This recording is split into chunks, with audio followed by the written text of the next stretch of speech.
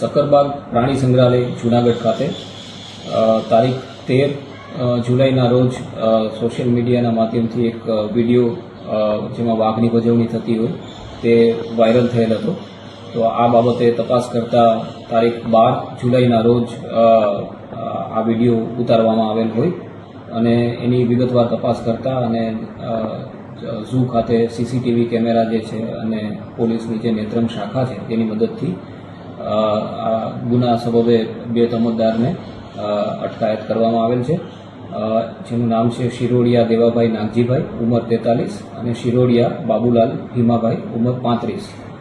બંને તોમતદારો બોડીઘોડીના છે, તાલુકો પડધરી, જિલ્લો રાજકોટ, અને તેઓ તારીખ 12 જુલાઈના રોજ સક્કરબાગ ઝૂની મુલાકાતે આવેલ હતા અને તેમના દ્વારા વાઘની ભજવણી કરવામાં આવેલ હતી. તો વાઇલ્ડલાઇફ પ્રોટેક્શન એક્ટ 1972ની વિવિધ કલમો હેઠળ આ કેસ બાબતે વિવિધ કલમોથી કાયદેસરની કાર્યવાહી કરવામાં આવેલ છે.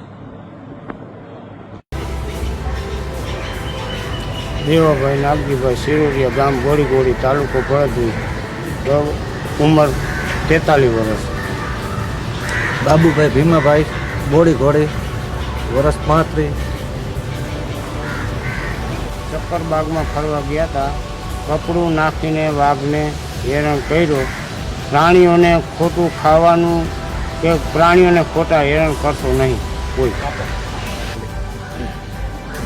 જે લોકો સક્કરબાગમાં ફરવા આવો છો, પ્રાણીઓને હેરાન ન કરશો અને ખોટા ક્યાંય ખાવાનું ન લઈ આવશો અને પ્રાણીઓને ખોટા હેરાન ના કરશો.